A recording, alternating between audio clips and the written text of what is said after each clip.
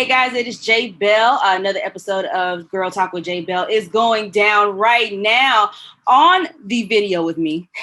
On the Zoom call, we're going to Zoom. She just announced her recent co-hosting gig with Frank Ski in the morning. She's also been a news reporter. She's doing the damn thing. And I love the Black Lives Matter in the background. Welcome, Nina Brown, to the podcast. Hey, Janelle, thank you for acknowledging that Black Lives Matter flag in the background. So I'm quite proud of it, which is why I make sure it's always on display. It's everything, right? Black Lives Matter. Exactly. And that's something that still needs to be said. Just because a year has almost come along does not mean Black Lives Matter stops. We have to continue talking about this because they have to understand why our lives matter the most. Absolutely. You know what I'm saying? So otherwise than that, God, how are you? How are you after the big news? I mean, let's start there. Girl, I'm good. It's a lot going on right now. There's a lot of moving parts, but it's so exciting. And I'm just taking it all in still. I mean, it's just a lot going on in the best way, but I am great. I feel blessed to be in this space, especially surviving 2020. Yes. And, kicking off 2021 with such a big announcement with a big bang. I'm excited to be here and I'm looking forward to just doing the damn thing. Yes, I believe you. I heard your story on Clubhouse, which is how I found you. You were in I think it was a Women in Radio club room when you guys were talking about your journeys and kind of like how you came from. And you and Autumn Joy both work at WHUR, and that is my sister. And so when she sent your name and she really talked about you and hyped you up, and I started listening to you, I was like, oh my God, I got to have her on because she's another Black woman in radio doing the damn thing. You know what I'm saying? You're welcome. And I think there's a lot of us out there that are still growing and learning. But I think that when you are in a position to give back and kind of give those gems without, how can I put it? A lot of times we're in these rooms now. Clubhouse is, it's good, it's great for certain things, but sometimes it can get really repetitive. And so when you were in there and you were just kind of sharing your part in how you've come about into this industry, I thought that was something that is really endearing and also something that needs to be shared, because too many times they just share one part, right? And you have different dimensions. You, like I said, you were a news reporter in Atlanta, and so let me ask you this while I mentioned that: are you in Atlanta or are you in DC officially?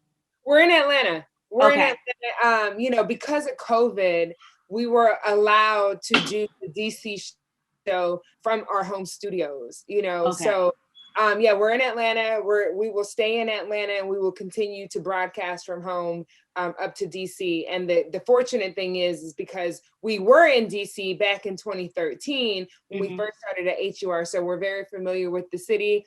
We planted, small roots there. And so we already, there a lot of times you can't really relate to a city that you've never lived in or never been in, but we actually spend time in DC. And we will go back once, outside opens again to spend some time in DC. But yeah, we are broadcasting from home.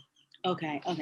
I was curious because I saw the news and I was like, wait a minute, I thought you guys were in DC, but you're gonna do it in Atlanta.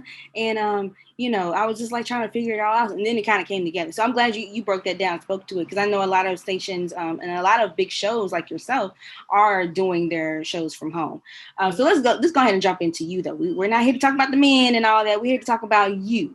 So first thing we want to know, tell us a little bit about your background. How you got into media, going from TV into radio. Talk about that a little bit. Well, back in the early 2000s, I was not even in radio. I was a whole collections manager, right? Working at a collection agency, killing it, because I would be really good at collecting those bad checks. But I knew that God didn't put me on this earth to do that. I knew that in my spirit. I always knew that God had something great for me. And even as a small child, I'd watch TV and be like, I want to be on TV. I always gravitated towards talk show hosts because I just wanted to be around people and wanted to have that impact. So right around the early 2000s, I just had this this like voice come to me that just said like, all right, it's time to do you. Like, it's time to do you. And I didn't know how I was going to do it. I was like super young. I was early 20s. I had a small child at the time. And, you know, I was like, I've got to pay bills but I still want to pursue this passion that I know is in me. What am I supposed to do? And I actually heard a commercial driving down the interstate in Atlanta for the Connecticut School of Broadcasting. And I'm very much a, like, how can I work smarter, not harder? Because I, you know, realistically, I wasn't in a place where I could just quit everything and just go back to school, right? And go and do it the long way. I had a small child. I had bills to pay. I owned a home at that time. And I had no family to like depend on in Georgia. All of my family was in California. So I had no options. I had to make it work with what I had.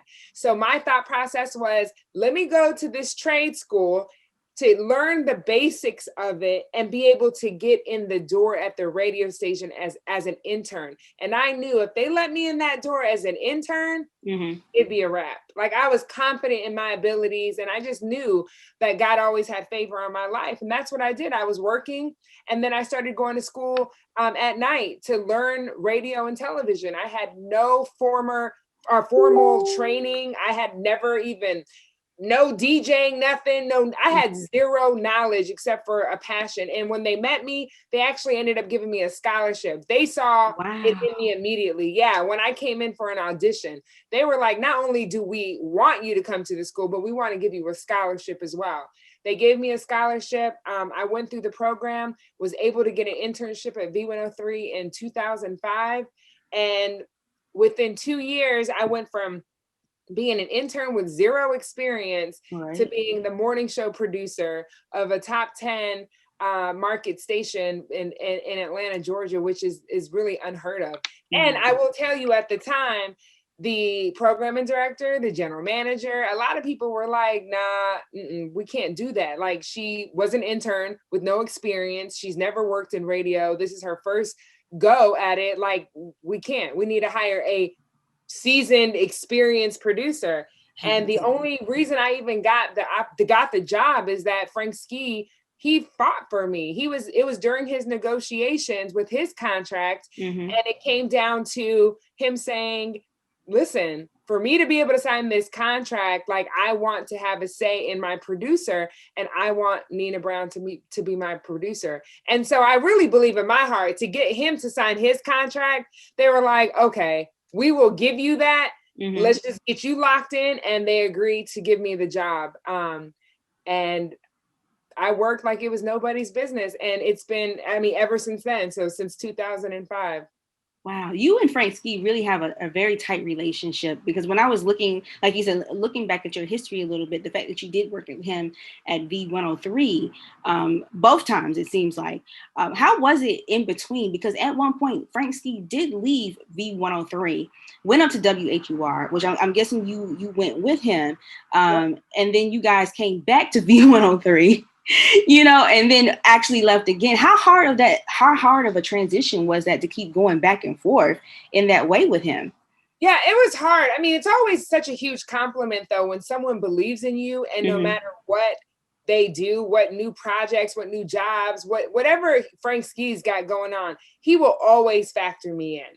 Right? When he opened up his restaurant, he wanted me to be right there with them. Anything with his foundation, he has wanted me to be there. I mean, I volunteered at his foundation in the very beginning, and then worked for his foundation. So it's humbling to know that someone just believes in you so much on a personal level, on a professional level, that they just want you a part of whatever they're doing. So that's always been a compliment, right? And I'm so appreciative to that, because a lot of people in this industry, there are no mentors, right? I actually had a real mentor. I had a real radio professional. No shade on comedians who become radio DJs or, you know, on air personalities, but Frank learned it the real old school way. Right? Yeah, the old school way. And he knows this business inside and out. He knows the business side of it. He knows the sound side of it. He knows like the music side of it. He knows every side of radio. So to learn from him, who's been in the game since when I was like this big. Right, before I was even thought of. it's like huge, and I don't take it for granted. I'm so humbled by it that I learned from one of the OGs in the game. So that is like that's priceless to me, and I'm so thankful for it. Going to DC was hard because at the time I'm still a mom, right? And even though I had an amazing co-parent, my son's father is the best ever, it was still hard because I'm a hands-on mom, and I am active in my children's lives, and there is no substitution for mom.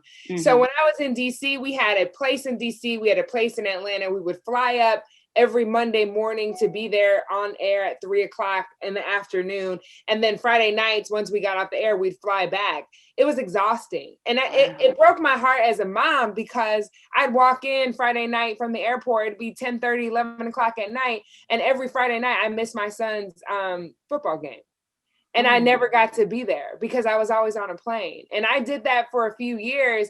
And until I said, this is enough. Like, I'm going to miss my son's entire high school career. And he's going to look back and say, my mom wasn't at any of my games. And before anything else, I'm a mom. And I take that with all the pride in the world. So I actually left DC, resigned from radio, retired from radio altogether, and said, I'm going to focus on my son and you know, and what he's got going on. And once we get through high school, then I can, you know, figure out what I want to do. But it was more important to me to make the sacrifice for my son. So I actually left DC. Frank was still up there, and I left altogether. So in between that time, what were you doing? Is this when working at 11 Alive came about in Atlanta? No, 11 Alive actually happened in 2011, and DC happened in 2013. So I was at V103 until 2010. And then at 2010, at the beginning, top of 2010, God always puts me in places like in January. It's so funny.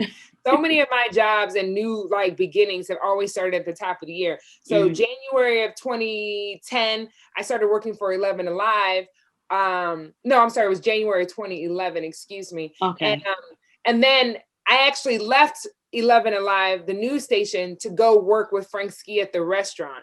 For a while, I was doing both, and I was doing the morning show at the news station and working at his restaurant at night. And Janelle, when I tell you, I got like no sleep. Like, I remember being at a stoplight and just like falling asleep because I was getting up at 3:00 in the morning for morning news. And then I was at the restaurant until like 11:00 at night because it was a brand new restaurant and it was popping. And, you know, I was like, I can't do this. I can't do this. So I had a real conversation with Frank, and I said, listen, do you want me to come on board full time? Because I can't keep doing both. And at the time, news, I actually had a really hard time with news because being in news, right? And let's just be honest, right? Right. As it's white media, right? It's news, it's white media.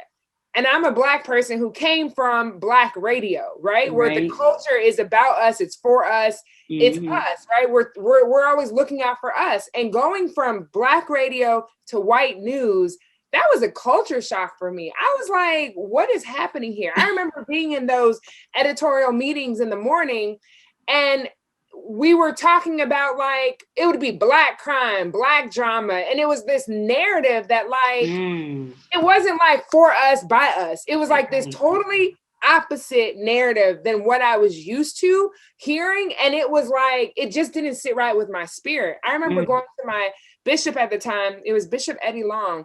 And I said, Bishop, I don't know why this is not sitting right within my spirit, but I asked him to pray for me. He told me, come down to my office, let's say a prayer.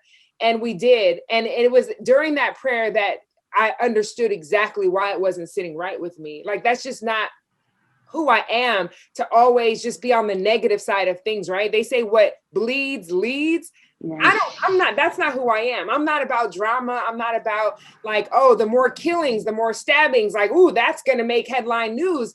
I come from a Black radio station that we always were in the community to help families. And that's what I thrived on, right? That became a huge part of my passion and my purpose. So that's why I didn't sit right with my spirit, because that's not what the purpose God intended for my life. So when I left news and went back to working with Frank, I felt almost like a sigh of relief that like, right? Like it just, I'm not stuck in this like negativity anymore. And that was the best thing for me to do.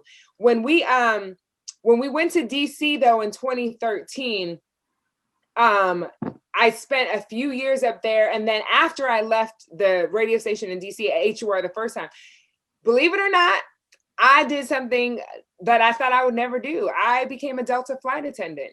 What? Yeah. Wow. And the reason that even like came to my mind is because I was on a Delta plane every Monday and every Friday. And I'd get on that plane exhausted. And I'd see these flight attendants and they looked happy as can be. And I started talking to them. And I'm like, do you like your job? And they're like, we love it. Benefits, you get to fly for free. Your husband gets to fly for free. Your kids get to fly for free. Your parents get to fly for free. You got buddy passes. You know, they were like, you can work out any schedule you want. I was like, wait, I get to work out any schedule I want? And they're like, yeah, there's just this extreme flexibility. They told me how like people are flight attendants for 40, 50 years, like how the pay goes up. I was like, sign me up.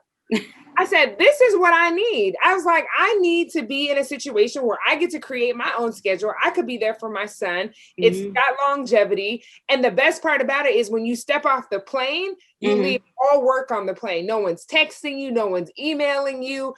You don't have to go to events. I was like, wow, I have a job that is just a job. And then I get to walk away and have my own personal life. I needed that break. I had already been in business for 13 years. And I was tired. I was tired of always being pulled on and like, you know, just spread so thin. That was a great break. And I did, you know, just for those of you who don't know, getting hired for Delta is one of the hardest things you could do. They have like 250,000 people who apply, and they literally hire like 1% of them. Wow. Yeah, it's not easy. It's not easy. And anyone who is a flight attendant they will know what I'm talking about. And in that short amount of time, I got hired. I went through an intense training, and then I became in the top 1% of flight attendants. So, you know, my theory on everything is no matter what I'm doing, whether I'm working at a gas station, a news station, or a radio station, be the best at it. So when I committed that I was going to do this for Delta, I committed. And I was so damn good at that, you know, just dealing with people and talking to people. And I ended up being in the top 1% of the top flight attendants based on like survey scores and like customer feedback, and was just bomb at it. And I did that for a couple of years, and then radio kept calling me back. Frank was calling me back. Reggie Rouse at B103 was calling me like, you sure you don't want to come back to radio? And at first I was like, no, I'm sure, I'm good. Life is good. I was traveling. I was in the Cayman Islands. I was in St. Martin. I was in Iceland. Honey, life was good. I was in Belize.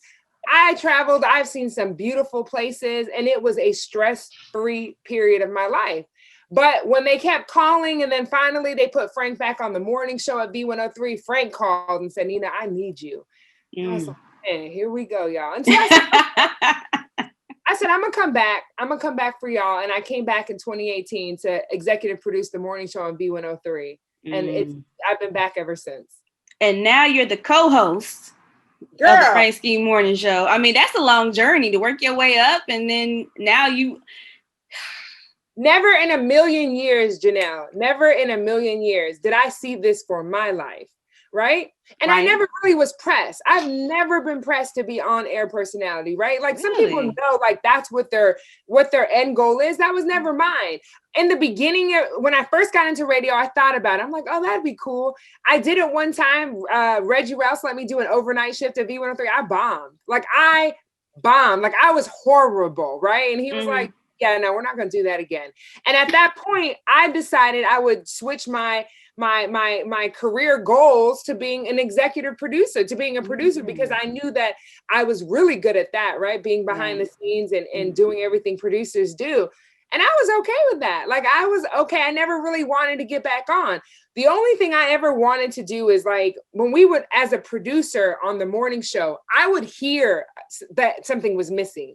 And I would know that there was a missing voice, right? There was a missing opinion, or whoever was on the air with Frank, I'd be like, as the target demo, they're not really saying what I know me and my target demo wants to hear, right? I'm like, man, you could hit it so much harder. Like, I just felt like there was a missing voice. So that would always be my thing. Being the producer that I am, I would listen to listen how listeners were listening. And I knew we were missing a voice. So anytime that I wanted, because I wanted to make great radio, that would always kill me. And I'd be like, man, if they just gave me the mic, I know I'd say what people really want to hear.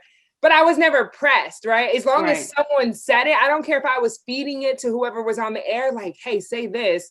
Or, you know, I would spice it up during commercial breaks to get them revved up. Or I would tell Frank, yo, you really need to mention X, Y, and Z. I felt satisfied, right? I was like, okay, as long as we're making great radio, then I feel like I'm doing my job.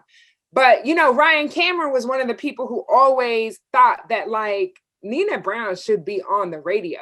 And when Frank was going through so many different co-hosts, Ryan Cameron said to Frank, I don't know why you keep playing. Like, you got your co-host. And Frank just looked at him. He was like, Nina is your co-host.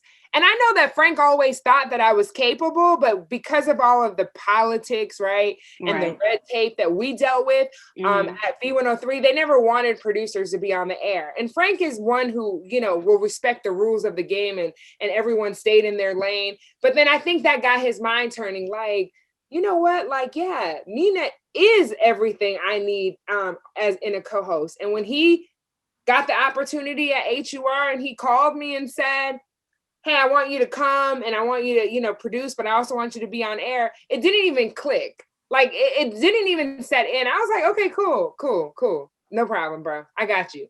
It didn't click until we were on a Zoom meeting with all of our executives at HUR, you know, our general manager, our deputy general manager, our program director, our music director. And they're like, Nina, how does it feel? You're going to be the co-host of the show. And I'm like, wait, say that again? And I was like, well, I'm excited. And then after that Zoom meeting ended, and that was the first time meeting like our PD at the time. I had known everyone else from our first run. I sat there and I was like, wait a minute. I'm about to be a co-host on a show in DC. And then I was like, oh shit, like, it just got real. And that's when it started to click that, like, this was really happening. And girl, it has been so much fun ever since we kicked off the show. It was like August 3rd. I have never had so much fun in radio. I have never felt so fulfilled. Like, this was it. Like, I'll never look back now. Like, this is really what was missing for me all of those years. Like, this, I feel like I'm truly in my calling now. Wow. So this is, it's funny because I was talking to Sunny in the City, who's on WPGC. Yep. It's so funny. I keep talking to all the personalities in DC. Yeah, in DC. Right. I'm like, maybe it's a sign or something. And she was like, once she got her position with her station, everything was just like, she was at peace. Like, everything just came together, it just fell in place. And is that how you feel now that you have gotten to this place? Okay. Yeah, I do. But you know what? It's not really, honestly, I'm one of those people, I could do without the fame. I just want to, I feel like this is a big part of my purpose in life spiritually. So if it's a fulfilling, peaceful feeling to know that you're doing what you believe God created you to do. And that's what, it's so much bigger than, you know, just, oh, you know, your followers go up on social media, or someone might recognize you, or they're like, hey, I could care less about this. In fact, I don't even want no one to even like when I'm out, like, just let me be, and not in a way like don't bother me, but I'm not pressed for the shine, right? For the fame.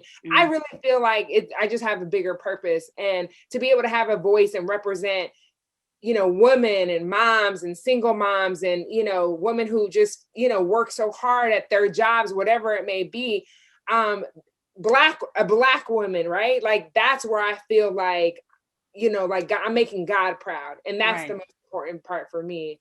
But yeah, it's a really good feeling to be here. And to be honest, like, people ask me like, well, what does it feel like?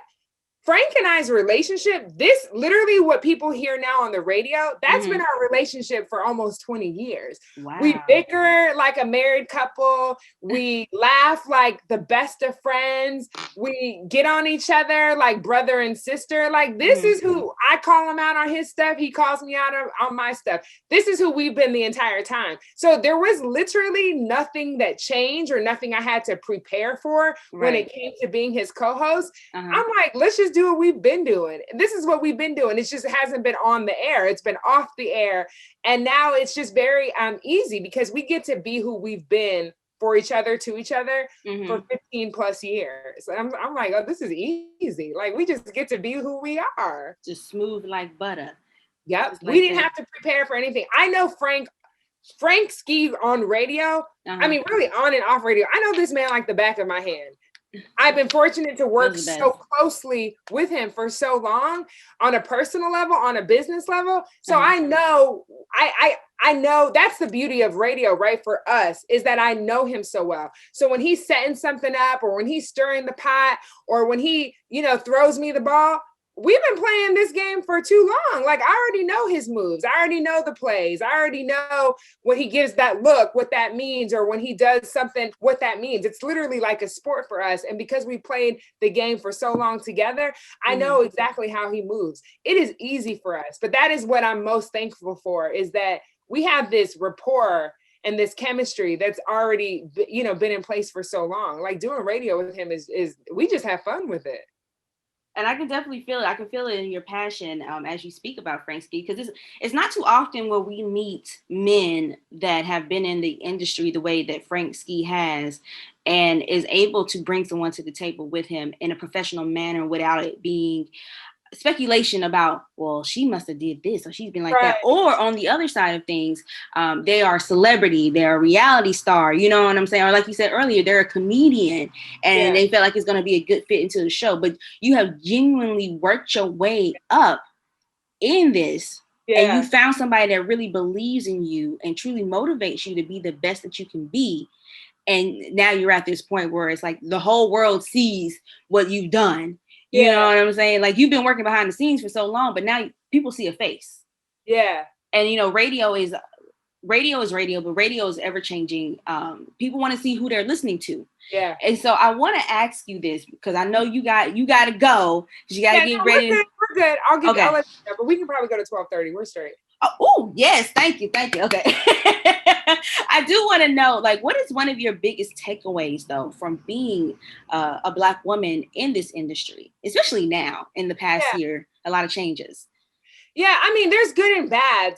Let me tell you, like, what some of the negatives are, right? Like, just being in radio, it's like, radio is one of those things. It's hard because in Black radio, you get credit for how transparent you are, right? In Black radio, we put it all out there. We share our personal lives and we're open and even the good and the bad. And that's what Black people, like, we gravitate towards, right? We want to feel like we know you. We want to be able to relate to you, to connect to you, even in our music, right? So sometimes it's hard because now that I'm on the air, like I have to be transparent. When I was just a producer, I got to keep, I didn't have to share. It wasn't on me to be this super transparent person on the radio. I got to pick and choose. Now it's like, that's the expectation. And, there's things that are happening in my personal life, even now, that I'm not ready to completely share publicly. And I'm still trying to process, like, okay, what do I do? Like, what am I willing to share? What should I still keep sacred? Like, and it's trying to find that balance because I know that, like, there are things happening that I know people can relate to, but still there's a part of me that is like, I'm not ready to do that. You know what I mean? So it's hard because people will hear 2 minutes on the radio and they will judge you. So you have to be careful with your words. You have to be careful with your representation of yourself and of your family. But you also have to be true to yourself and authentic. So sometimes it's a fine line because, like, someone told me the other day, oh, well, you sound bitter. And I'm laughing because I'm like, I'm the least bitter person, right? Like, I believe there's not even a few good men. There's a ton of good men out there. I was raised by a good man. My son's father, my first son's father, was amazing. He's still one of my best friends to this day. I've had amazing male mentors. Like, I have zero, but I go, understand, we do radio. So part of our job is to stir the pot, because we understand how to get ratings. It's boring if everything Frank said I agreed with, and I'm like, yeah, right, yeah. You know? Like, and that's not who I am, right? You want to feel like this is authentic. So sometimes I get on Frank's stuff, and sometimes I'll poke the bear, and sometimes I'll say something just because I already know like it's going to get him riled up. And he does the same thing to me. And I always have to remember, as much as I'm representing myself, I'm also representing millions of women who feel on both sides. So I try to cover the spectrum. Some days I'm going to go extra hard one way because I know there's a gang of women who are going to be like, yes, Nina, in their cars or listening on their radios. And then the other day I'm going to represent the other spectrum of women. I'm always going to have like the backs of females though. Like I'm never, that's what I know. So every day I'm just trying to figure out what group of females am I going to represent today? Right? Am I going to represent the ones, that's what I'm thinking. It's never about not representing women, because that's who I am and that's who I relate to and that's who I want to represent ultimately. So it's always hard just to make sure I'm covered, but I don't really care when guys are like, you sound mean, I'm like, okay, I'm good. Because I know I got a gang of women, a tribe of women behind me who are like, thank you, Nina. And that's what's most important to me, is to be true to myself and be true to women in general. You know, so the good thing is that just really feeling like I get to, like I said, really it's feeling like I get to represent women and be the voice and say things that I know that women want to say, but they don't have the same platform I have. So I'm like, I got you, sis. Like when I get those messages and those DMs and these text messages and they're like, thank you for saying what you said. Like, I feel like I've done my job. That's the confirmation that I look for and that I appreciate the most from that woman. And even the men, I get a lot of confirmation from men who will say, I totally agree with you. And then I'm like, thank you. Like, I appreciate that. So for me, it's the small wins. Like, of course, there'll be big days like the inauguration and being able to say, like, we got a Black, vice president of the United States. But it's also the very small wins, too, when we're just talking about raising children or women in relationships. And I know that I've said something that a woman listening can relate to. Right. I'm good. Like, I'm good with the small wins too. I love it. I love to hear that, because I think we don't talk enough about those small wins. I think we focus so much on the bigger wins, especially when it comes to social media. People tend to focus too much on what they feel like may be a win for us, instead of us focusing on what a win for us is, or like what we feel like is very successful, which is going to bring me to my next question. Because I noticed, like, you post a lot about your family, your sons, do you feel like now with you moving into a new role, do you feel like social media will help your brand more? Or is it a catch-22 for you, because you like you said earlier, you were like, you have to be a little bit more transparent, and you're not ready to be that transparent yet. So do you feel like social media no, I don't feel pressured by social media at all. I think that's the best thing about me, is that my brand has been extremely consistent. The people who truly follow me know that I'm very spiritual, that I feel like I have a very personal relationship with God, that he has such favor on my life, that I'm very close to my family. My son, my 20-year-old, I grew up with him and I did such a great job raising him. He is like my ride or die. Like, and then my 2-year-old is just like everything I've needed in life and in love, right? So that's what people who really know me, they know. And then I have girlfriends that are my ride or dies as well. And I'm always going to be like, so yeah, like woman. That's who I am. And I'm not going to change that up. So I'm going to be true to myself.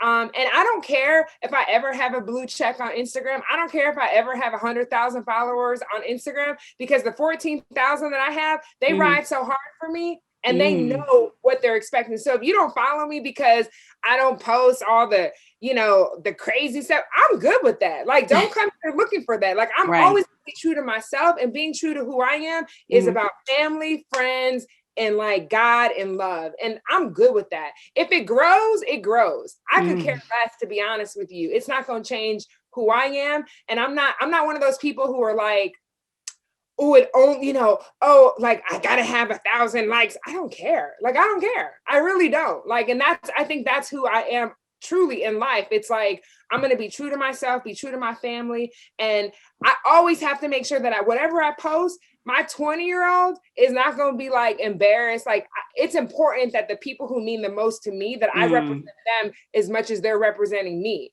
So I need my 2-year-old to grow up one day and be like, my mom is dope. Like, she been dope. My 20-year-old, I need him to not, like, I try not to, like, I don't curse on media. Like, sometimes I'll use something for like color, but even then I'll like put an asterisk. Like, I'm not going to have crazy language. I need to know that like my pastor of my church, if he saw it, he would be proud to know me. Like, it's important that I represent the people that I care most about properly. So I'm never going to get too far out of my, out of the cut of who I am. Right. So yeah, nobody's gonna take you out your character. Never. And I'm always gonna be true to me. And like I said, the most important 2 people in my life are my children. And everything I do with them in mind, to make sure that I represent them the same way they represent me. And I couldn't be more proud of them. So I need them to be just as proud of me as I am of them. First of all, I'm amazed at the fact that you have a 20-year-old. I definitely thought you had two young sons. Not, you know what I'm saying? Not an older son and a young son. I know. Girl, I started early. Well, when you're in this world of media entertainment, and we deal with the daily news, especially in the past year alone, of so many Black men and women being killed by police brutality. How is it like raising, 2 sons in this world, and trying to not shield them, but make them understand who they are and where they come from and how dangerous it can be being who they are? Yeah.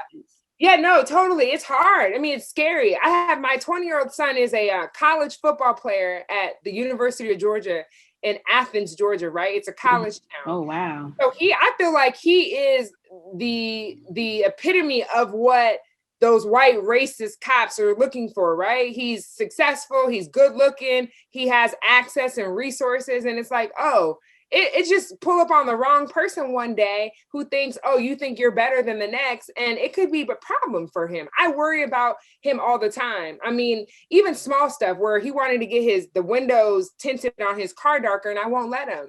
And I said, no, because you're a Black young athlete in Athens, Georgia, and that will be the reason they pull you over, and who knows what could follow.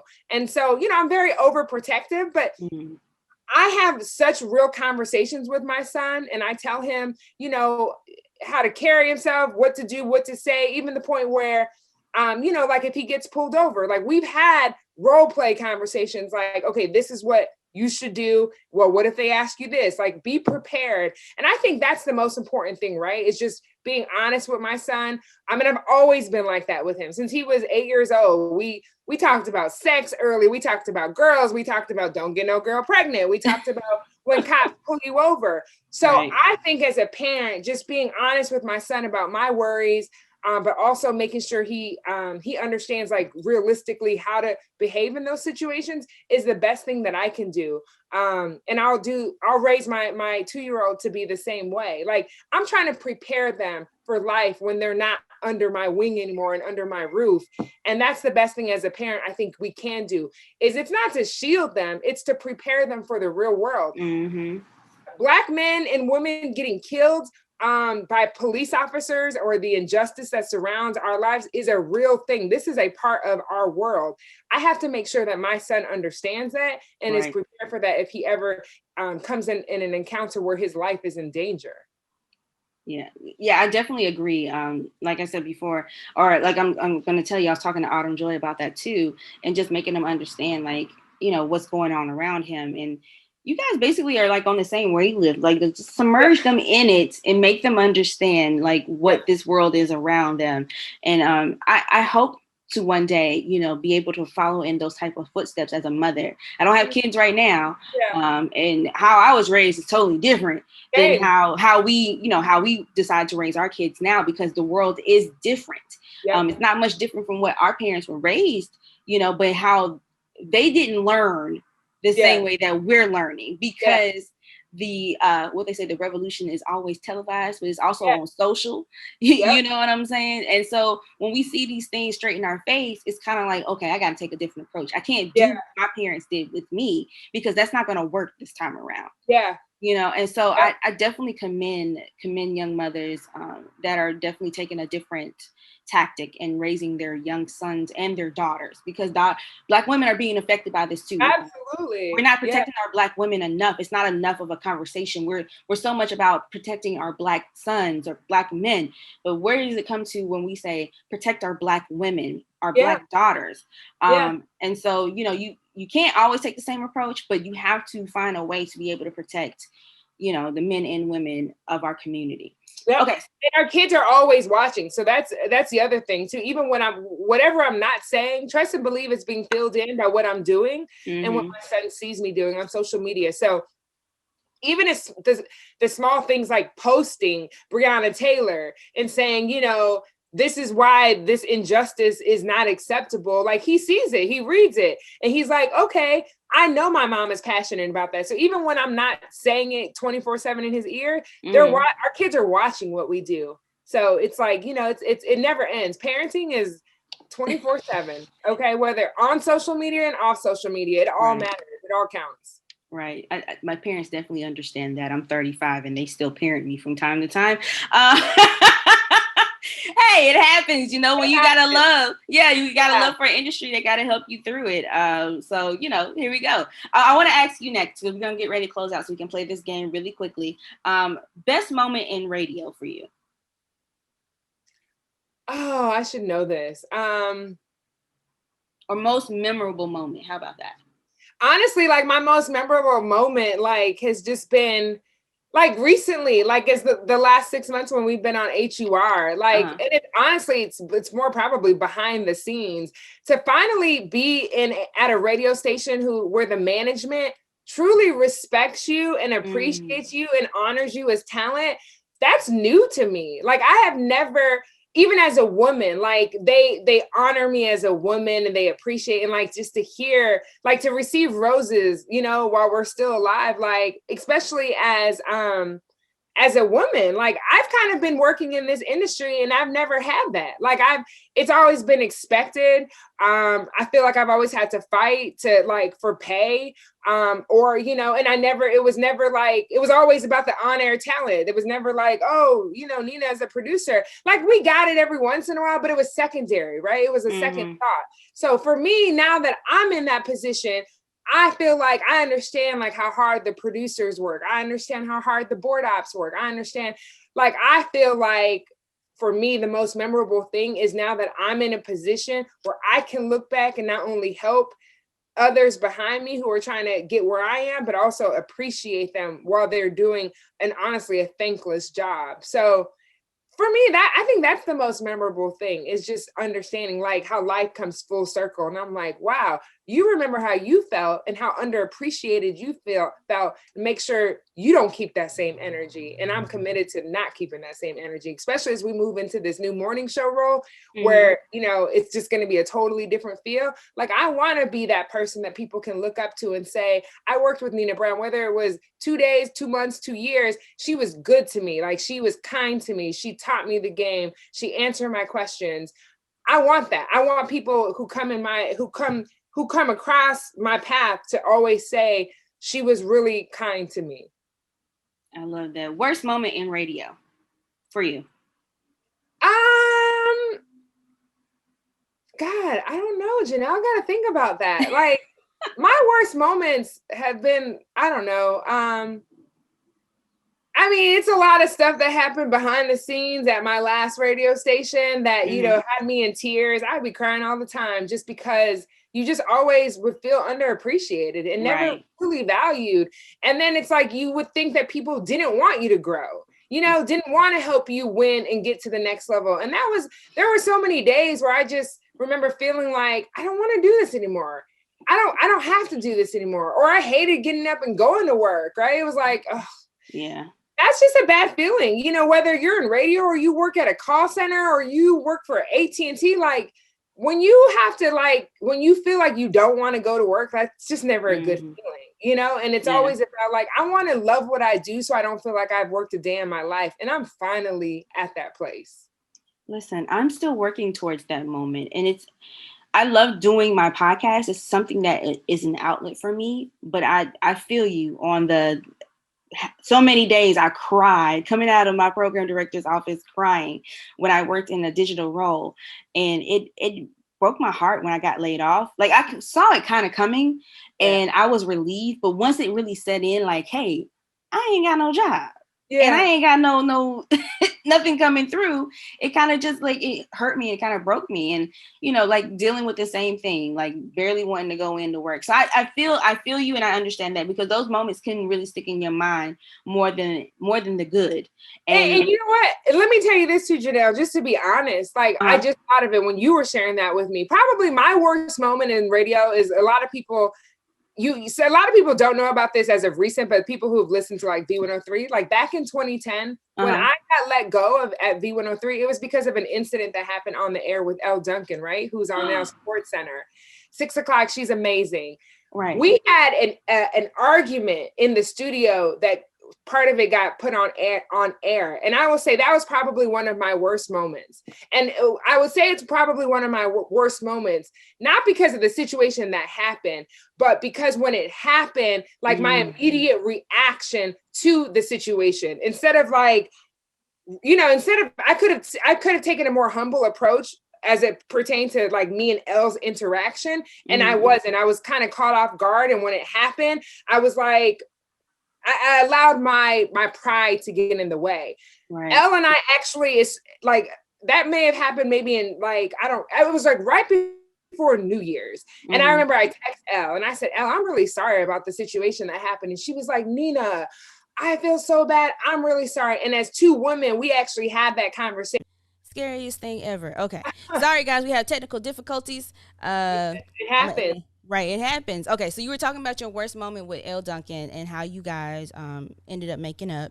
And then just being two Black women in this business.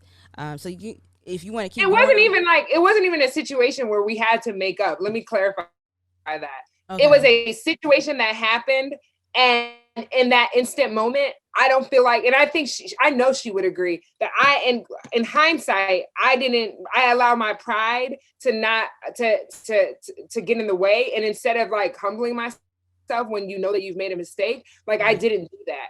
And I mean, immediately after I knew, I was like, wow, I didn't handle that the best. Like, I wish I could go back and change how I handled it, but I didn't. And it took a couple of days and I reached out to her, sent her a text and, you know, apologized for my part in the situation. She apologized for hers and we've never looked back. But like, you know, you just have to remember, like, sometimes this is not even radio, this is life. Like, sometimes when God puts you in positions, like, you know better, but you don't do better. And then you look back and you're like, I know better. Like, I know how I should have behaved in that situation. And then you almost feel like you're disappointed in yourself. And just having that self-awareness and that self-reflection is huge, because if you know that you got to do better because you were trained and you were taught better, then you just make sure the next time a situation like that happens, like, you just do better. So we never had drama. It was just an incident that happened at that moment. And then it got like, you know, it got out of hand because of our immediate reaction to when it happened. Like, we've always been good. And I'm so happy for her and her success. Like, she's amazing. Okay. Well, that's good. I'm sorry. I'm so nervous about it stopping again. Best moment, worst moment. And I want to ask you, because so many of us, old and young, have not gotten to the level that you've gotten yet. And we want to know, or at least I want to know, I'm asking for me, what's the key to longevity in this business? I think being true to yourself is important. But also, like, in the beginning is like finding a mentor, finding someone that you can really like mentorship, right? It's this word that's thrown around all the time. Right. Yeah. It is really not what it should be. Like a mentorship is a relationship. Someone has to truly know you. People ask me all the time, like, oh, will you mentor me? And I'm like, can't really mentor you if I don't know you. Like that's a relationship. So getting to know someone and then building up to like a real mentorship means like I have to know who you are. I have to know your background, what your goals are, what your dreams are, what your strengths are, what your weaknesses are, and really be able to see how I can help in your life based on all the things that you've shared with me. And not everybody is a good match. Like it's a chemistry, right? For a really real mentorship, it's a chemistry that has to fit. But I think that's what got me to where I am, is that my mentor was Frank Ski, and then I've spent so much time with him. And he's really been able to like see me grow, help develop me. That's been the longevity. I mean, like, the haters will be like, oh, she always, always on the coattails of Frank Ski. Call it what you want. The haters are going to call it that. But the others know, like, no, that's called a mentorship. And it's called a real, like, authentic relationship. I could easily leave and go do something else, but why? I'm getting paid really well doing this and I'm having a good time doing it. So let the haters call it what they want to. Like I'm good with it. But yeah, I think that's it. I think it's just like really finding your niche and also just realizing that like whatever it is, like you have to work. I mean, to me, it's still like old school way of working. Like you got to do the work. No one's going to have 100,000, followers overnight. You got to find your niche, master your craft, and just be consistent with it. Like really, whatever it is, right. And just don't give up. I mean, people think an overnight success, they don't realize that's 10 years in the game. Every overnight success has put in 10 years. That's just how it works. I have put in 15 plus years to finally be here. Most people would have quit a long time ago. I keep hearing that from myself too. Like, oh, I'm so proud of you, and I watch you. I see what you're doing, and I'm like, what are you talking about? I'm surprised that you're even watching. He's like, yeah, because you haven't given up. You keep going. You know what I'm saying? You're staying in the game no matter what. And I'd be like, you're right. But the fact that you just said that makes me want to quit sometimes, because the fact that I've been doing it for so long and I haven't got that breaking moment yet. So radio is a fun industry to be in, but it definitely can be trying at sometimes. And when you see women like yourself doing really well and able to move up and have that mentor that really stands by your side to help you grow. I mean, you already got it by yourself. You know what I'm saying? Like you said, you can do whatever you want, but you choose to do this because of the fact that you have a love for it and you get paid damn well. Yeah. I mean, that's true. And I trust me though, I've gotten underpaid. I've been undervalued, but I always had to measure like, what am I, even if it's not the money that I want at the time, like, what is it going to gain me? What will I gain out of it? What network, what resources, what opportunities, what will I learn? And I always had to measure, that. And I always did. It was never for me about money. I said, do what you love, do it well, the money will come.